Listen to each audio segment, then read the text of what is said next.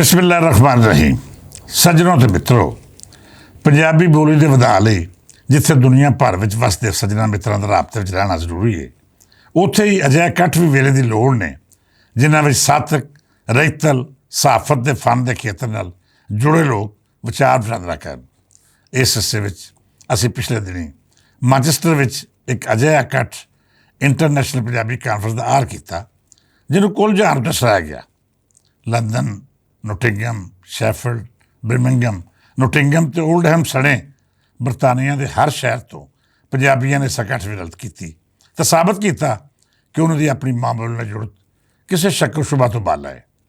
ਸਿਰਫ ਬਰਤਾਨੀਆ ਦੇ ਮਿੱਤਰ ਪਿਆਰੀਆਂ ਹੀ ਮੁਹੱਬਤਾਂ ਦੇ ਫੁੱਲ ਦੀ ਖੁਸ਼ਬੂ ਨਾਲ ਇਸ ਕਾਨਫਰੰਸ ਨੂੰ ਨਹੀਂ ਸਜਾਇਆ, ਬਲਕਿ ਨਾਰਵੇ, ਆਸਟ੍ਰੇਲੀਆ, ਕੈਨੇਡਾ ਸਣੇ ਕਈ ਅਜਿਹੇ ਮੁਲਕ ਜਿੱਥੇ ਪੰਜਾਬੀ ਬੋਲਣ ਵਾਲੇ ਵਸਦੇ ਨੇ, ਉੱਥੋਂ ਵੀ ਮਿੱਤਰ ਪਿਆਰੇ ਰਲਤ ਕਰਕੇ ਦੇਸ਼ ਪੰਜਾਬ ਦੇ ਦਾ ਝੰਡਾ ਉੱਚਾ ਕੀਤਾ।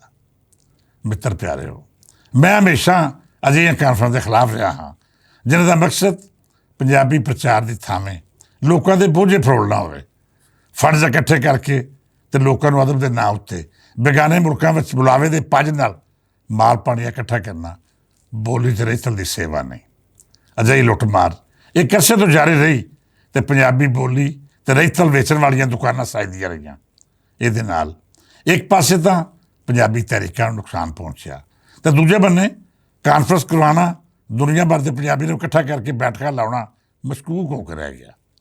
ਬੇਗਾਨੇ ਮੁਲਕਾਂ ਤੋਂ ਆਉਣ ਵਾਲੇ ਸੱਜਣ ਮਿੱਤਰ ਮਾਯੂਸ ਹੋ ਕੇ ਪਰਤਦੇ ਅਤੇ ਇਹ ਤੈਸਰ ਲੈ ਕੇ ਜਾਂਦੇ ਜਿਵੇਂ ਲਹਿੰਦੇ ਪੰਜਾਬ ਵਿੱਚ ਵਸਣ ਵਾਲਿਆਂ ਦਾ ਮਕਸਦ ਉਹਨਾਂ ਕੋਲ ਮਾਲ ਪਾਣੀ ਇਕੱਠਾ ਕਰਨੇ ਰਹਿ ਗਏ। ਅਸੀਂ ਪੰਜਾਬ ਹਾਊਸ ਇਸੇ ਸੋਚ ਨਾਲ ਉਸਾਰਿਆ ਸੀ ਕਿ ਇਹ ਕੁੱਲ ਜਹਾਨ ਉੱਤੇ ਵਸਦੇ ਪੰਜਾਬੀਆਂ ਦਾ ਘਰ ਹੋਵੇਗਾ। ਇੱਥੇ ਆਉਣ, ਰਹਿਣ ਜਾਂ ਕੋਈ ਇਕੱਠ ਕਰਨ ਲਈ ਨਾ ਤਾਂ ਮਾਲ ਪਾਣੀ ਖਰਚ ਕਰਨਾ ਪਵੇਗਾ ਅਤੇ ਨਾ ਹੀ ਪੰਜਾਬ ਹਾਊਸ ਅਤੇ ਪੰਜਾਬੀ ਯੂਨੀਅਨ ਦੀ ਇੰਤਜ਼ਾਮੀਆ ਕਿਸੇ ਕੋਲੋਂ ਕੋਈ ਟਗਾ ਵਸੂਲ ਕਰੇਗੀ। ਬਾਬਾ ਜੀ ਗੁਰੂ ਨਾਨਕ ਹੋਰਾਂ ਦਾ ਜੋ ਲੰਗਰ ਪੁੱਜੇ ਸਰੇਗਾ ਉਹ ਪ੍ਰਾਹੁਣੇ ਦੀ ਸੇਵਾ 'ਚ ਪੇਸ਼ ਕਰ ਦਿਆਂਗੇ। ਅਸੀਂ ਇਹ ਸਿਲਸਿਲਾ ਪਿਛਲੇ 10 ਵਰ੍ਹਿਆਂ ਤੋਂ ਜਾਰੀ ਰੱਖਿਆ ਹੋਇਆ ਹੈ। ਇਸ ਤੋਂ ਪਹਿਲਾਂ ਪੰਜਾਬ ਹਾਊਸ ਚਾਈਨਾ ਚੌਕ ਅਤੇ ਲక్ష్ਮੀ ਚੌਕ 'ਚ ਰਿਹਾ, ਜਿਹਦਾ ਪਿਛੋਕੜ 40 ਵਰ੍ਹੇ ਪੁਰਾਣਾ ਹੈ। ਬਹਰਹਾਲ ਮੇਰਾ ਮਕਸਦ ਇਹ ਹੋ ਰਿਹਾ ਕਿ ਅਜਿਹੇ ਸੱਜਣਾਂ ਮਿੱਤਰਾਂ ਨੂੰ ਨਾਲ ਜੋੜਾਂ ਜਿਹੜੇ ਪੰਜਾਬੀ ਬੋਲੀ ਅਤੇ ਕਾਜ਼ ਨੂੰ ਦੁਕਾਨਦਾਰੀ ਨਹੀਂ ਬਣਾਉਂਦੇ, ਜਿਹਨਾਂ ਦਾ ਮਕਸਦ ਪੰਜਾਬੀ ਦੇ ਨਾਂ ਉੱਤੇ ਮਾਲ ਪਾਣੀ ਇਕੱਠਾ ਕਰਨਾ ਨਹੀਂ ਬਲਕਿ ਆਪਣੀ ਮਾਂ ਬੋਲੀ ਦੀ ਸੇਵਾ ਕਰਨਾ ਹੈ। ਮੈਨੂੰ ਇਸ ਗੱਲ ਦੀ ਬਹੁਤ ਖੁਸ਼ੀ ਹੈ ਕਿ ਲਹਿੰਦੇ ਪੰਜਾਬ ਵਿੱਚ ਵਸਣ ਵਾਲਿਆਂ ਦੇ ਨਾਲ ਨਾਲ ਦੁਨੀਆ ਭਰ ਦੇ ਕੋਨੇ-ਕੋਨੇ ਵਿੱਚ ਅਜਿਹੇ ਮਿੱਤਰ ਪਿਆਰੇ ਵੱਡੀ ਗਿਣਤੀ 'ਚ ਮੌਜੂਦ ਨੇ ਜਿਨ੍ਹਾਂ ਨੇ ਆਪਣੀ ਆਜ਼ਾਦੀ ਦਾ ਮਕਸਦ ਮਾਂ ਬੋਲੀ ਅਤੇ ਪੰਜਾਬ ਦੀ ਰਹਿਤਲ ਨੂੰ ਵਧਾਉਣਾ ਬਣਾ ਲਿਆ ਹੈ। ਸੱਜਣ ਪਿਆਰਿਓ, ਅੱਜ ਦੇ ਸੁਣੇ ਦਾ ਮਕਸਦ ਇੱਕ ਅਜਿਹਾ ਸੱਜਣ ਵੱਲੋਂ ਪੰਜਾਬੀ ਕਾਨਫਰੰਸ ਦੇ ਆਰ ਦਾ ਸੱਦਾ ਦੇਣਾ ਹੈ ਜਿਹਨੇ ਹਮੇਸ਼ਾ ਪੰਜਾਬੀ ਬੋਲੀ, ਸਾਥਕ, ਰਹਿਤਲ ਅਤੇ ਮੌਸੀਕੀ ਨੂੰ ਪ੍ਰਵਾਨ ਚੜ੍ਹਾਉਣ ਵਿੱਚ ਕੋਈ ਕਸਰ ਨਹੀਂ ਛੱਡੀ, ਜਿਹਨੇ ਲਹਿੰਦੇ ਚੜ੍ਹਦੇ ਅਤੇ ਤੀਜੇ ਪੰਜਾਬ ਵਿੱਚ ਪੰਜਾਬੀ ਬੋਲੀ ਦੀ ਹਰ ਉਹ ਸੇਵਾ ਕੀਤੀ ਜਿਹੜੀ ਅਜੋਕੀ ਵੇਲੇ ਦੀ ਲੋੜ ਸੀ। ਇਹ ਮੇਰੇ ਮਿੱਤਰ ਅਤੇ ਸੱਜਣ ਦਲਬੀਰ ਸਿੰਘ ਕਠੋਰੀਆ ਹੋਰੀ ਨੇ। ਇਹਨਾਂ ਨਾਲ ਵਿਚਾਰ ਵਟਾਂਦਰਾ ਬਹੁਤ ਪੁਰਾਣਾ ਨਹੀਂ, ਪਰ ਜਿੰਨੀਆਂ ਮੁਲਾਕਾਤਾਂ ਅਤੇ ਬੈਠਕਾਂ ਹੋਈਆਂ ਮੈਂ ਇਹਨਾਂ ਨੂੰ ਇੱਕ ਖਰਾ ਅਤੇ ਸੱਚਾ ਆਸ਼ਕ ਪਾਇਆ। ਮੈਂ ਇਹਨਾਂ ਦਾ ਦਿਲੋਂ ਇਹਤਰਾਮ ਕਰਦਾ ਹਾਂ। ਦਲਬੀਰ ਕਠੋਰੀਆ ਹੋਰੀ ਕੈਨੇਡਾ ਵਿੱਚ ਪੰਜਾਬ ਸੇਵਾ ਦਾ ਵੱਡਾ ਮਰਕਜ਼ ਚਲਾ ਰਹੇ ਨੇ। ਉੱਥੇ ਇੱਕ ਉੱਚ ਪੱਧਰੀ ਕਾਨਫਰੰਸ ਦਾ ਇਹਤਮਾਮ ਕਰ ਰਹੇ ਨੇ ਜਿਹਦਾ ਆਰ 21, 22 ਅਤੇ 23 ਜੂਨ ਨੂੰ ਹੋ ਰਿਹਾ ਹੈ। ਮੈਂ ਵੀ ਇਸ ਕਾਨਫਰੰਸ ਆਨਲਾਈਨ ਹਾਜ਼ਰੀ ਦੇਵਾਂਗਾ। ਮੈਂ ਕੈਨੇਡਾ ਵਸਣ ਵਾਲੇ ਸਭੇ ਪੰਜਾਬੀਆਂ ਨੂੰ ਬੇਨਤੀ ਕਰਦਾ ਹਾਂ ਕਿ ਦਲਬੀਰ ਕਠੋਰੀਆ ਉਹਨਾਂ ਦੇ ਇਸ ਇਕੱਠ ਵਿੱਚ ਜ਼ਰੂਰ ਰਲਤ ਕਰੋ। ਇਹ ਕਾਨਫਰੰਸ ਖਾਸਤਨ ਪੰਜਾਬ ਨਾਲ ਮੁਹੱਬਤ ਅਤੇ ਇਸ਼ਕ ਦਾ ਮਜ਼ਹਰ ਹੋਵੇਗੀ। ਉਹਨਾਂ ਦੀ ਜਿੰਨੀ ਗੂੜੀ ਜੁੜਤ ਮੈਂ ਪੰਜਾਬੀ ਬੋਲੀ ਅਤੇ ਰਹਿਤਲ ਨਾਲ ਵੇਖੀ ਹੈ, ਬਹੁਤ ਘੱਟ ਲੋਕ ਉਸ ਪੱਧਰ ਉੱਤੇ ਜਾ ਕੇ ਆਪਣੀ ਹੋਂਦ ਨੂੰ ਆਪਣੀ ਪਹਿਚਾਣ ਬਣਾਉਂਦੇ ਨੇ। ਸੋ ਬੇਲੀਓ, ਮੇਰੀ ਹਾਜ਼ਰੀ ਵੀ ਲਵਾਓ ਅਤੇ ਦਲਬੀਰ ਸਿੰਘ ਕਠੋਰੀਆ ਹੋਰਾਂ ਦਾ ਭਾਰ ਵੀ ਵਡਾਓ।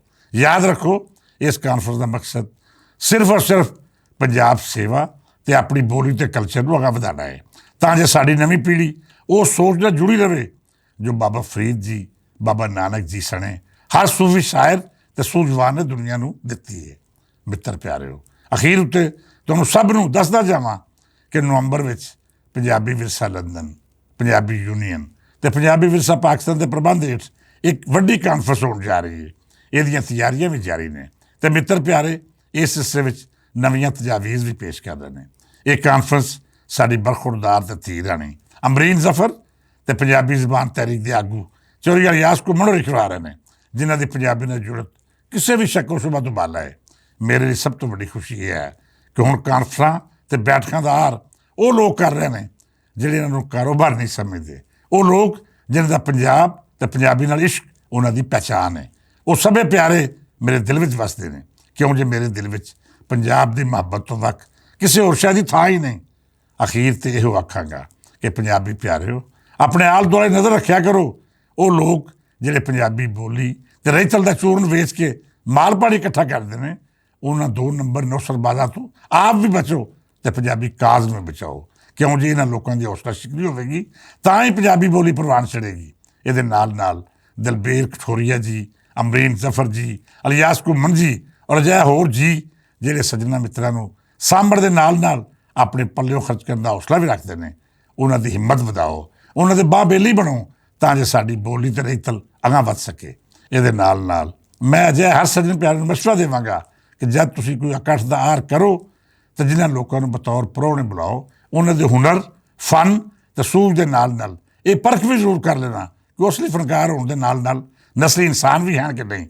ਮੇਰਾ ਤਜਰਬਾ ਆਖਦਾ ਹੈ ਕਿ ਅਜਿਹੇ ਬਦਨਸਲੇ ਜਿਹੜੇ ਭਾਵੇਂ ਫਨ ਤੇ ਹੁਨਰ ਦੇ ਮਾਮਲੇ 'ਚ ਕਿੱਡੇ ਉੱਚੇ ਕਿਉਂ ਨਾ ਹੋਣ, ਜੇ ਕੋਈ ਚੰਗੇ ਇਨਸਾਨ ਨਹੀਂ ਤੇ ਫਿਰ ਉਹ ਜਿੱਥੇ ਜਾਵਣਗੇ ਉੱਥੇ ਗੰਦ ਹੀ ਪਾਵਣਗੇ। ਅਜਿਹੇ ਲੋਕਾਂ ਪਾਸੋਂ ਸਾਡਾ ਪੰਜਾਬ ਵੀ ਬਦਨਾਮ ਹੁੰਦਾ ਹੈ ਤੇ ਪੰਜਾਬੀ ਤਹਿਰੀਕ ਉੱਤੇ ਵੀ ਅਰਫਾ ਹੁੰਦਾ ਹੈ। ਅਖੀਰ ਉੱਤੇ ਇੱਕ ਵਾਰੀ ਫੇਰ ਮੇਰੇ ਵੱਲੋਂ ਦਲਬੀਰ ਸਿੰਘ ਕਠੋਰੀਆ ਜੀ ਦੀ ਕਾਨਫਰੰਸ ਦਾ ਭਰਵਾਂ ਸੱਦਾ ਜੀ, ਉੱਥੇ ਜ਼ਰੂਰ ਜਾਓ, ਆਪਣੀ ਮੁਹੱਬਤ ਦਾ ਇਜ਼ਹਾਰ ਕਰੋ ਤੇ ਸਾਨੂੰ ਵੀ ਜਿਹੜੇ ਨਾ ਪੜ੍ਹ ਸਕੇ ਉਹਨਾਂ ਨੂੰ ਆਪਣੀਆਂ ਮੁਹੱਬਤਾਂ ਵਿੱਚ ਸ਼ੁਮਾਰ ਰੱਖਿਓ। ਜਿਉਂਦਾ ਰਵੇ ਚੜ੍ਹਦਾ ਲੈਂਦਾ ਤੇ ਤੀਜਾ ਪੰਜਾਬ, ਜਮਜਾ ਜੀਵਨ ਕੁਲ ਜਹਾਨ ਉੱਤੇ ਵਸਦੇ ਪੰਜਾਬੀ ਮਿੱਤਰ ਪਿਆਰੇ। ਇਜਾਜ਼ਤ ਦਿਓ, ਰੱਬ ਰੱਖਾ।